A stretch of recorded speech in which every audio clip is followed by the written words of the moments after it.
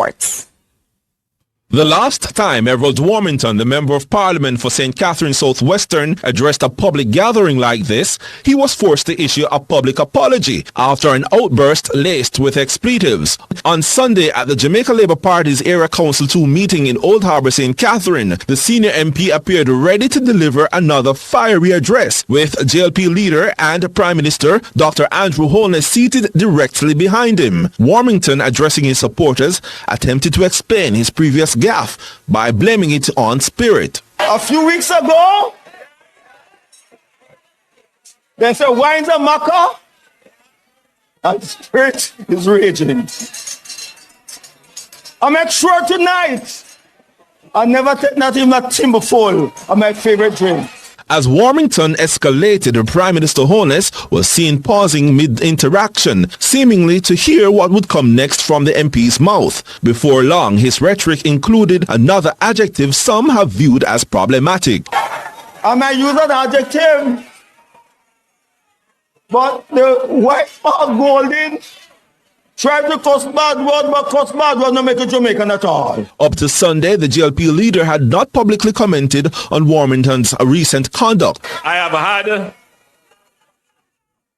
had a conversation with Everett, and you notice that tonight he made a deliberate attempt to stay on his script. People's National Party President Mark Golding also received a backlash for his own microphone mishap at a PNP rally recently, where an expletive was caught on live audio.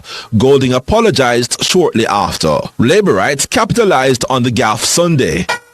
You're so ready? Huh? Yo. Just in one piece, me not just do what I'm about. Holness did take aim at the opposition leader, though he stopped short of referencing the controversy directly. As leader of the country, I don't have that luxury to play the popularity game. I still have to serve all publics, all people of Jamaica.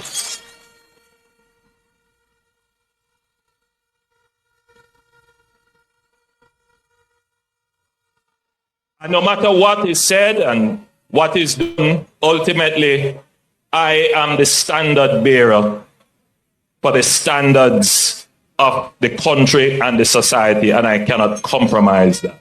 Andre Jebinson, CBM News.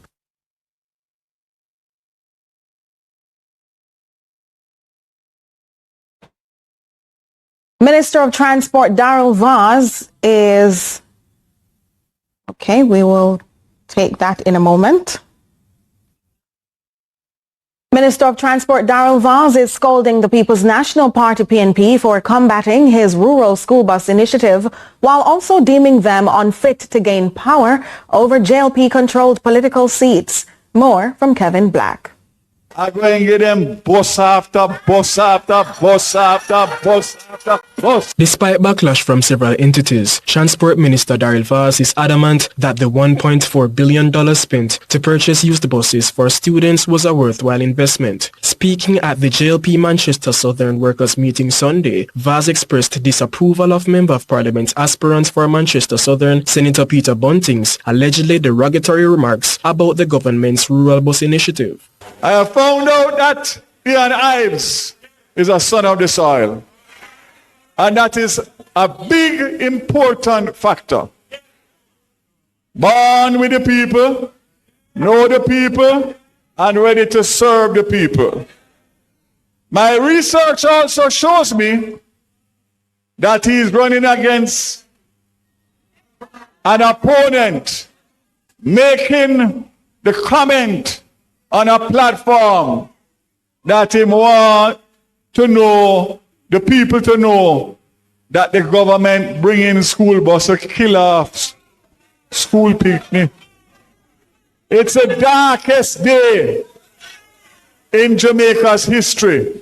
Vaz also believes that the PNP is no good for the Jamaican people and deserves open rejection. He asserts that despite the PNP's best efforts, their attempts to capture long-standing JLP seats will remain futile. Damian Crawford leave East Road, St. Andrew, them roll him out. It's not even. Then vote him out. The one PNP saying can't run back there the second term. Him leave there and go to one of the safest PNP seats in Jamaica. That those rural MPs who could be so cold, so dark-hearted, so evil, to know the struggles of their constituents and for political power at all costs, reject something that is beneficial and probably the most beneficial thing to happen to rural Jamaica. Vaz emphasizes that they will be handing over 93 new JUTC buses, which will allow for an expansion of travel routes. This, as he adds, the PNP is trying to combat their efforts. So you look out, you listen out, because those buses are coming sooner than later. We already have 122 routes mapped out for the first 100 buses. My ministers will be coming to Portmore, where we'll be handing over to the JUTC 93 new buses, making it 270 buses in JUTC in 2 years. And we're going to have a bus running from Spanish Town to Mandeville every morning and every evening come August 2025.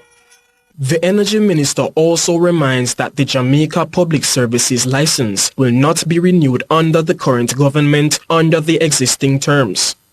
The JPS license that cannot renew under the current circumstances, and this government is prepared to do whatever we have to do to negotiate a new license that benefits the people of Jamaica and not the licensee.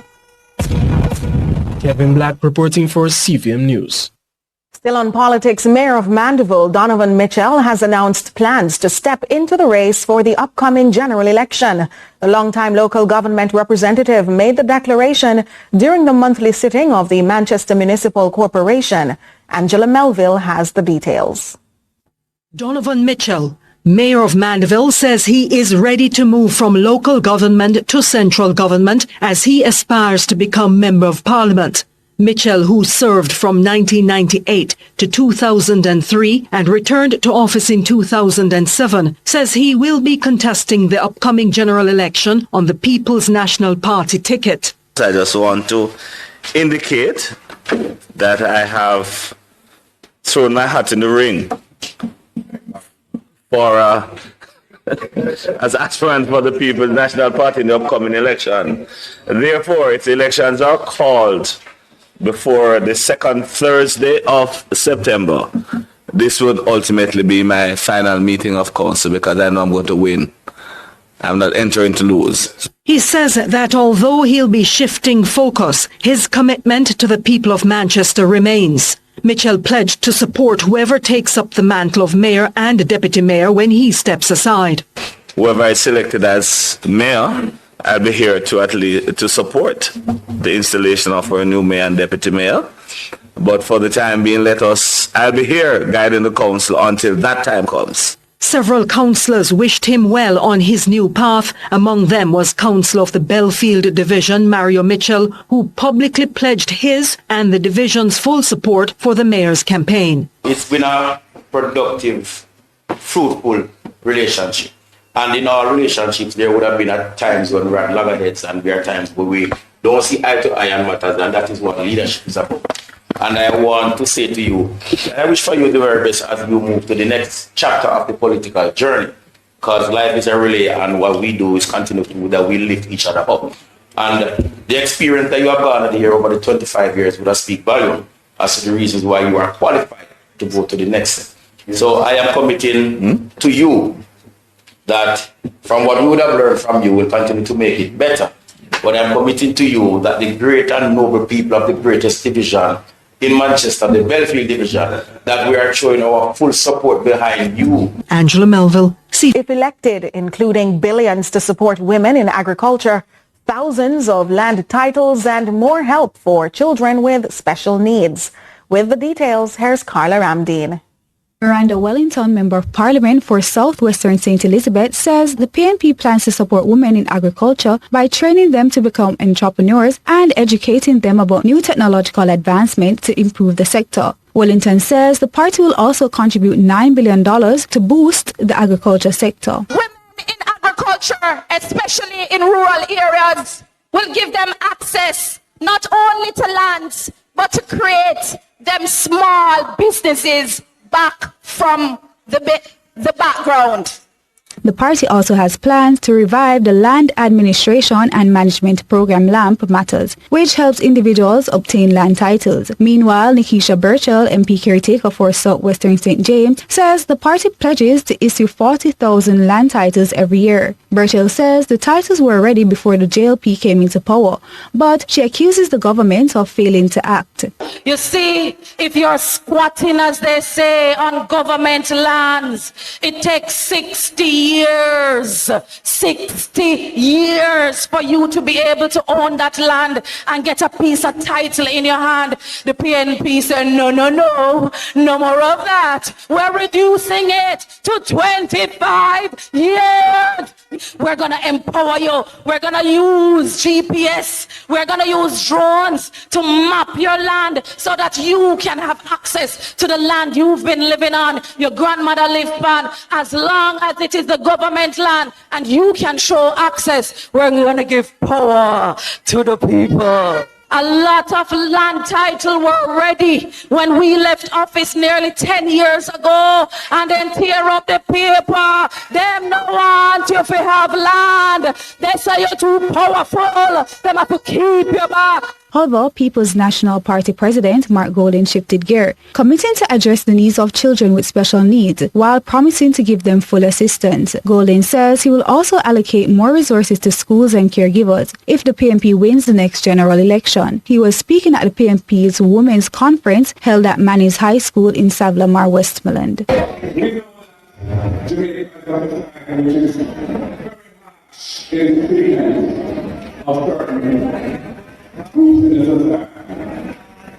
And you know, we need to be more fair in the country. We need to be a country that looks after those who are vulnerable and those who need help and safety. And mission of the Canadian government is to try and address those things. So, we know that resources are available for identifying children with special needs, for meeting their requirements so that they can get education, help their caregivers through that process. This is something that is definitely inadequate in the current arrangements.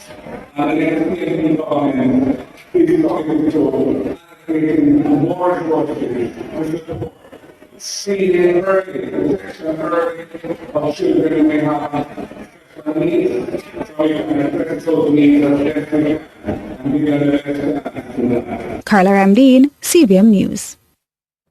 Tensions flared in central Westmoreland Monday morning as angry residents blocked a major roadway to demand long overdue repairs. The protest, which took place along the Amity to George's Plain Main Road, brought traffic to a grinding halt for hours.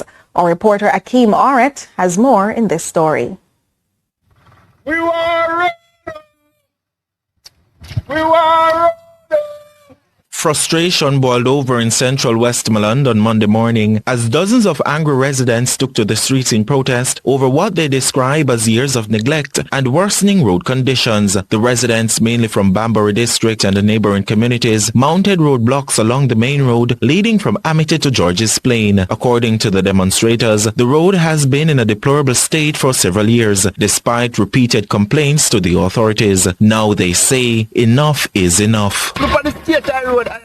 Can't stay so. Right now my bus, they tap me on the road, I get ticket. And the Holness, I said no, don't charge the people for their motor vehicle on the road, brother. And look for the state of the road. We need the road, brother. People's National Party caretaker for the area, Dwayne Vaz, was among those who joined the protest and voiced support for the cause. So the residents have all right to come out here this morning because of their frustration. They're tired of it. All of us are tired of it. The roadblock caused a major traffic pileup stretching for miles, where motorists were left stranded for hours. With no firm commitment yet from the related authorities, the residents are demanding a better roadway. Akeem Oret, CVM News. The Hanover police have reportedly launched a manhunt for robbers who have stolen a licensed firearm in the Orchard Gardens community. CVM News understands that at about 11:15 a.m., the robbers forcefully entered a home through a window and ransacked the interior. Following this, they went to the master bedroom and stole a shotgun from a safe and an 85-inch television, among other valuables. Residents in the area told CVM News that despite having a neighborhood watch on several schemes within the area, robbers are still persistent and oftentimes remain undetected. The police are urging individuals who can provide assistance in the matter to reach out to the authorities.